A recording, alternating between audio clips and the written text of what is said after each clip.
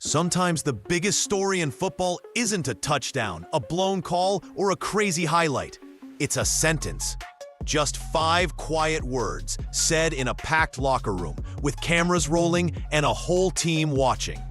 For the Cleveland Browns, those 5 words were, "This is for you, Miles." On the surface, it looked harmless. A head coach handing a game ball to his star pass rusher after a dominant performance. Myles Garrett had just wrecked the Raiders. The defense was on fire.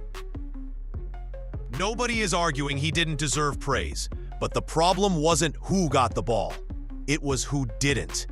Because standing just a few feet away was Shedeur Sanders, a rookie quarterback who had just done something no Browns rookie had pulled off in almost 30 years, win his first NFL start. Not at home, not in some meaningless late-season game.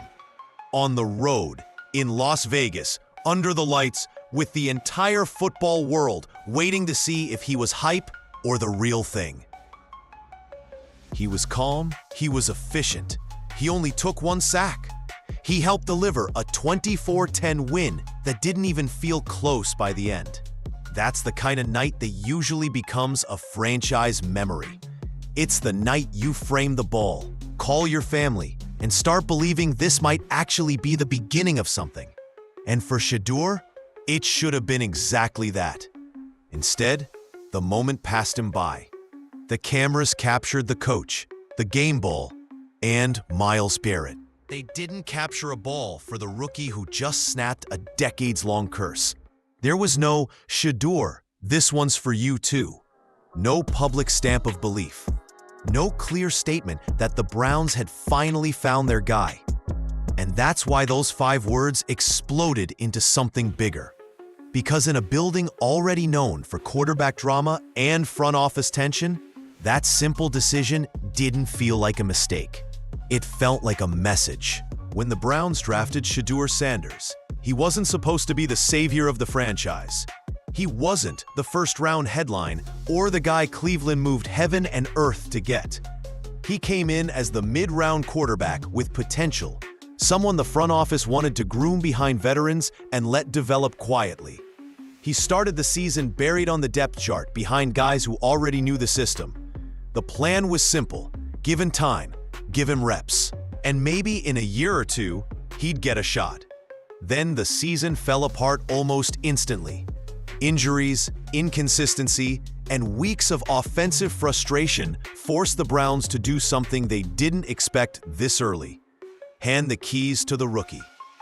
And they didn't ease him into the job with a soft matchup or a home crowd.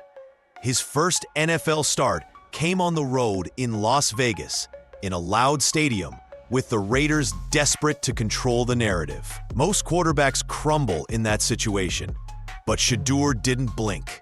He played like he'd been waiting for that exact moment his whole life. He finished with over 200 yards, a touchdown, and only 1 interception. And even that mistake looked more like miscommunication than panic. He kept the pocket clean. He didn't take sacks. He hit a deep shot and electrified the offense and opened up the field. He looked like he belonged. Against a defense that had made other quarterbacks look shaky all season, he stayed poised and never let the moment get too big. That performance didn't just help Cleveland win 24-10. It made everyone sit up and notice. You could feel the shift. The offense suddenly had rhythm. The huddle had confidence. The story started changing. For the first time in a long time, the Browns had a rookie quarterback who didn't look overwhelmed or out of place. He looked like the kind of player teams build around. And that's why the locker room moment after the game mattered so much. It wasn't just about a win. It felt like the beginning of something Cleveland has been searching for since forever: a real answer at quarterback. The game in Las Vegas was supposed to be one of those rare nights where everything finally goes right for Cleveland. The defense dominated. The offense moved the ball. The mistakes that usually bury the Browns never showed up. The final score said 24-10, but it didn't even feel that close. It felt like the organization had finally turned the page on the same old story. And when the team made it back to the locker room, the energy was completely different from the usual post-game silence. Players were talking, laughing, and celebrating in a way that's been rare in Cleveland for a long time. A rookie quarterback had just snapped a decades-long losing streak for first-time Browns starters. That should have been the moment everyone remembered. So when Kevin Stefanski walked into the center of the room holding the game ball, it was but obvious to everybody what was supposed to happen next.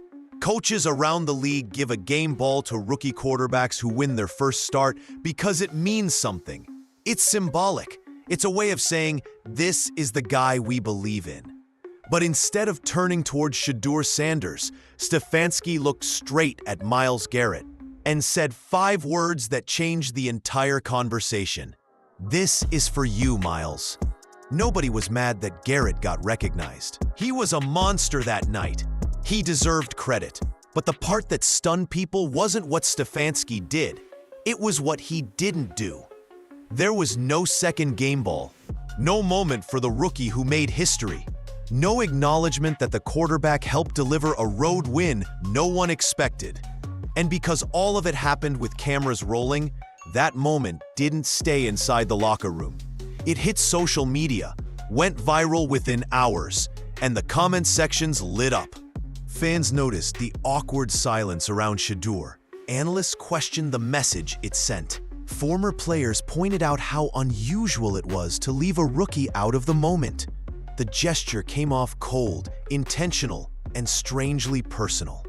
That's why the game ball wasn't just a souvenir.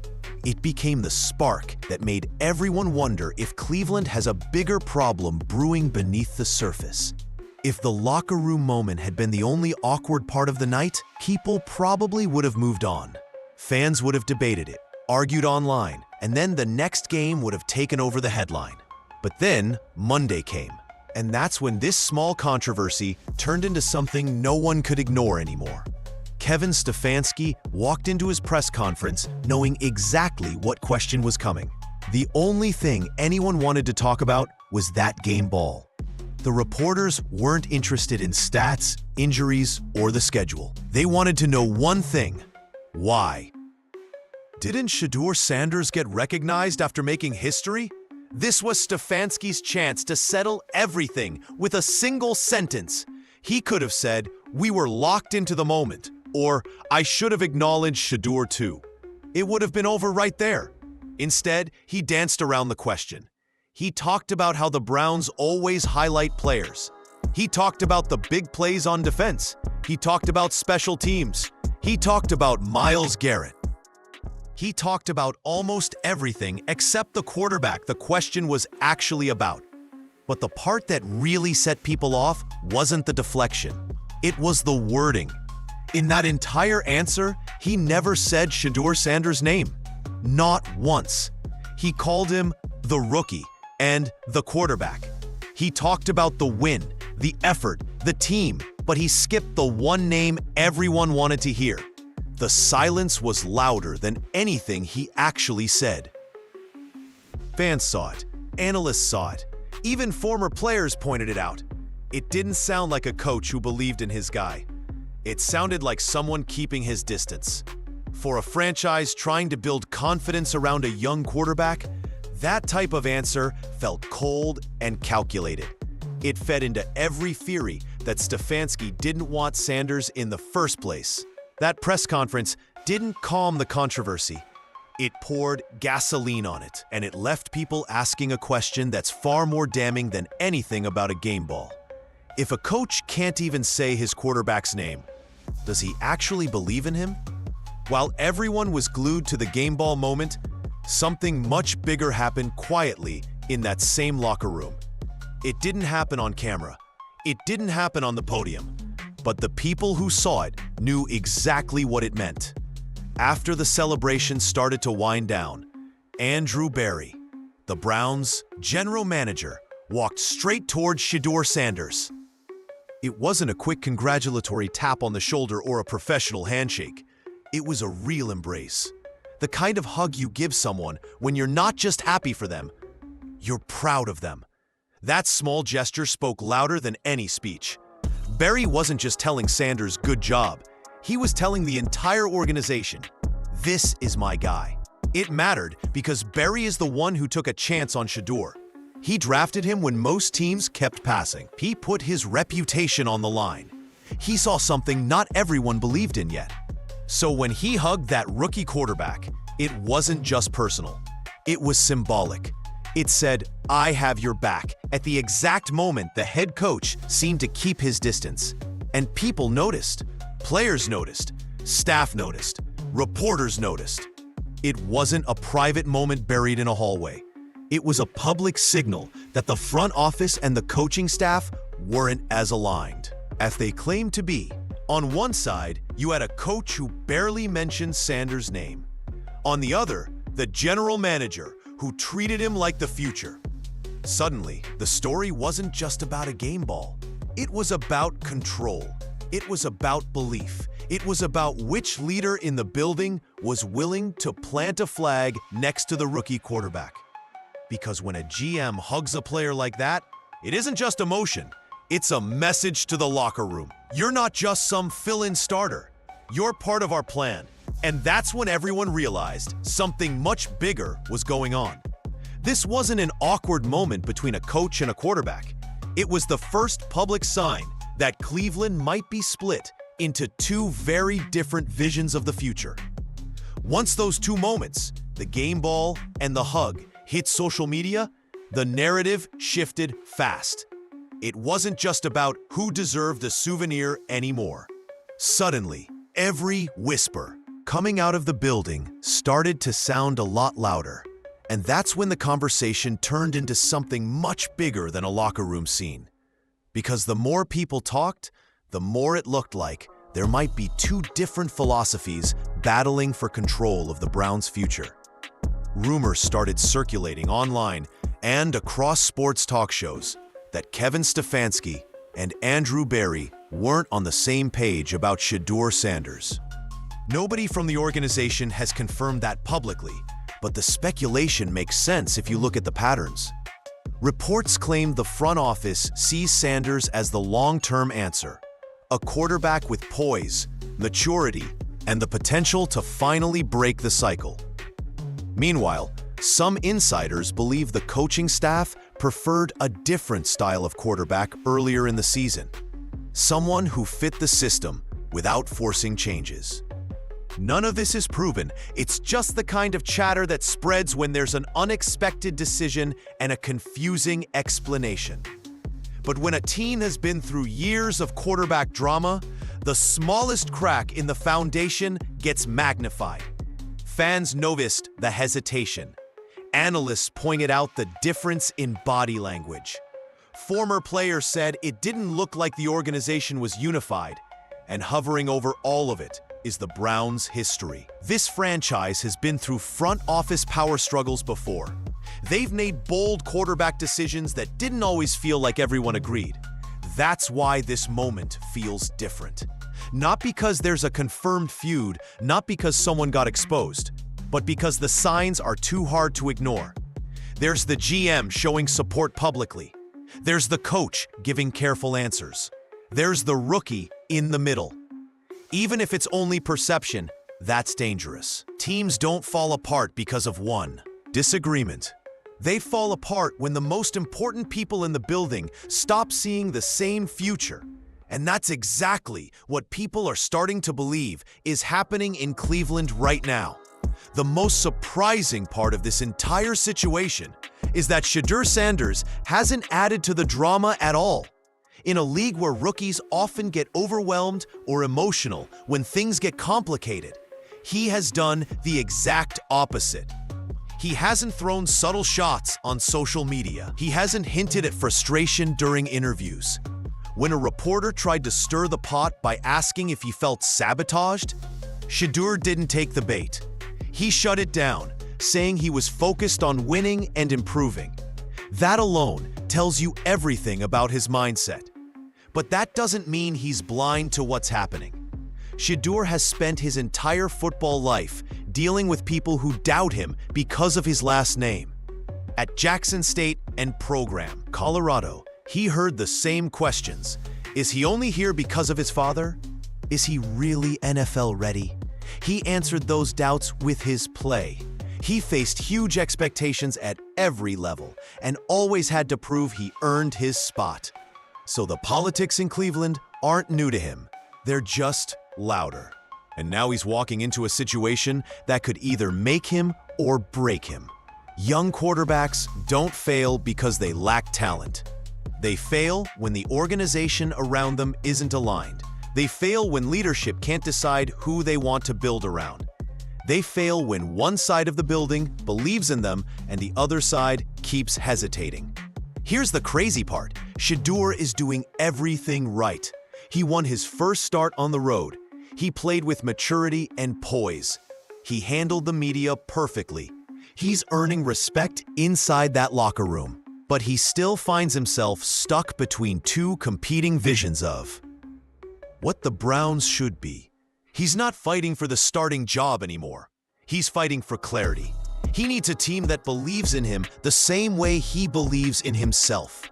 When a franchise can't get on the same page about its quarterback, the quarterback becomes the one who pays the price. And that's the danger for Cleveland now. Not that Shedeur isn't ready, but that the people around him might not be. Every quarterback faces adversity. Every franchise goes through complicated stretches. But what separates the teams that move forward from the ones that stay stuck is simple. Leadership has to evolve. And right now, that question is staring Cleveland in the face. Not just whether Shedeur Sanders can grow into the starting role, but whether Kevin Stefanski can grow into the coach this rookie needs. Nobody doubts Stefanski is a smart football mind. He has a winning record. He's brought stability to a franchise that hasn't had much of it.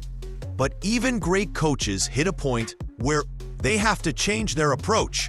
And if Stefanski refuses to shift how he views Sanders, the Browns risk watching talent walk out the door before it ever reaches its peak.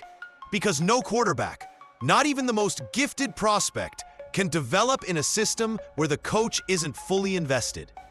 The irony is that Cleveland has everything it needs to succeed right now.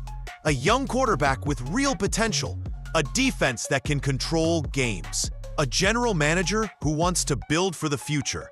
That's a rare foundation, but it only works if the head coach commits to the same vision. If he doesn't, the Browns could be headed for a familiar outcome.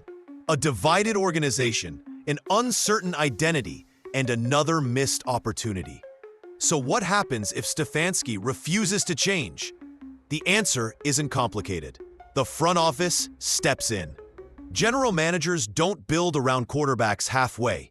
They don't draft their future and then allow hesitation to get in the way. And if a coach can't maximize the talent he's given, the next step is obvious. The NFL is full of stories where the coach gets replaced, not the franchise quarterback. Cleveland has been searching for stability at the position for decades. They finally have someone who looks like he can handle the pressure. The only thing left to find out is whether the coaching staff will meet him halfway. Because if they won't, the Browns won't just waste a season. They'll waste a chance to build something real. At the end of the day, everything happening in Cleveland comes down to one simple truth. A franchise only moves forward when everyone agrees on the direction. Right now, the Browns have the rarest piece of all. A young quarterback who has already shown he can handle pressure, win on the road, and lead an offense without getting rattled. That alone should be the foundation the organization builds around.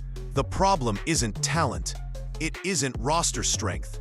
It isn't even the competition in the AFC. It's alignment. The Browns have spent decades searching for the right answer at quarterback. They've drafted high, traded big, brought in veterans, and tried to force the puzzle together.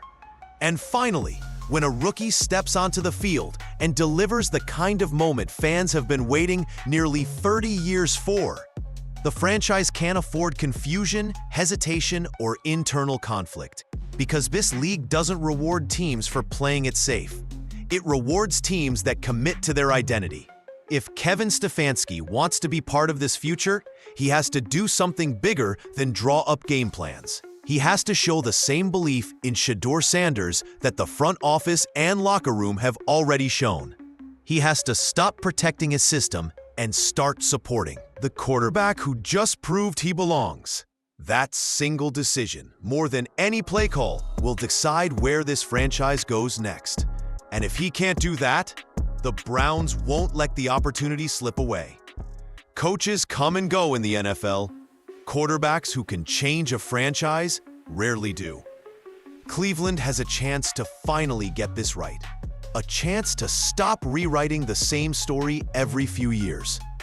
A chance to grow a quarterback instead of replacing him. So the real question isn't whether Shedeur Sanders will succeed. He's already shown he can. The question is whether the organization is ready to choose a side, settle the power struggle, and commit to the future in front of them. Because the next chapter of this franchise won't be written by talent alone. It'll be written by the decision that comes next.